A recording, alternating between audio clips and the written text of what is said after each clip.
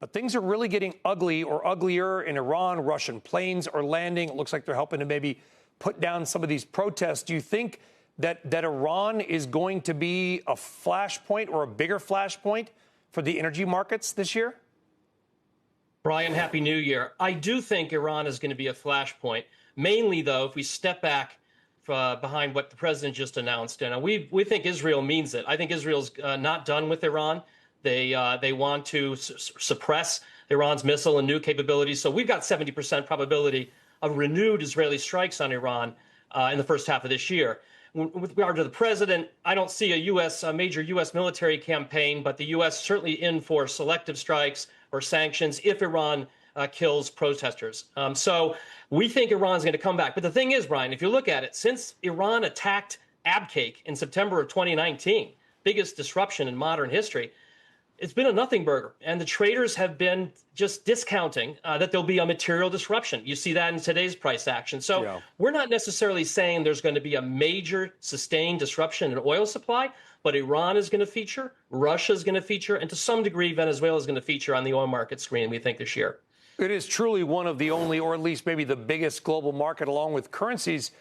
And everybody's just pointing to supply and demand, Bob. You can look at the different estimates. And I know that OPEC will disagree with some of the numbers, but you've got in some estimates, billions of barrels just kind of floating around in storage on super tankers to nowhere, being held up. How do you see supply and demand, not only right now, Bob, but where it's going in months and quarters ahead?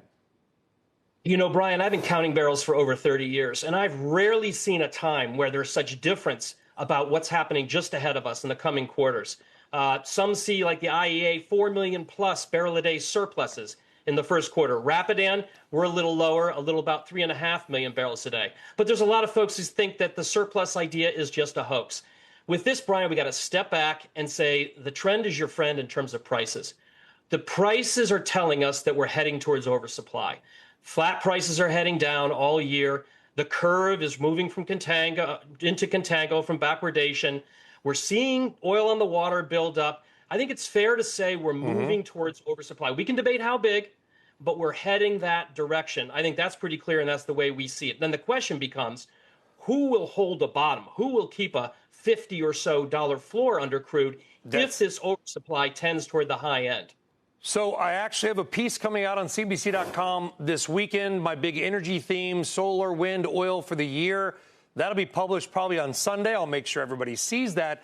But as an advanced look, one of those themes is how low does OPEC Plus let the price of oil go? If we get down to the low to mid 50s, some people saying maybe we see 40s for U.S. traded crude oil. Do OPEC and its allies reverse course and start to pull oil back off the market? Brian, I think they will. And if you look at those meetings, and you and I have been to the meetings, or having another one on Sunday, they've been signaling regularly in their communique this year, even as they have been increasing production, now they've halted, but they've said, look, if this gets out of control, we will act. They've signaled that subtly but clearly. They said, we'll not only undo the 1.6 million barrel a day of hikes we put in place, but even the 2.2 million barrel a day. To me, and I'm reliably informed, that means that if things get sloppy to the downside, OPEC Plus is ready to act, I think, to prevent a collapse into the 30s or 40s. Not 100% probability. They may be late. They may be too small, but they think the intention is there if needed.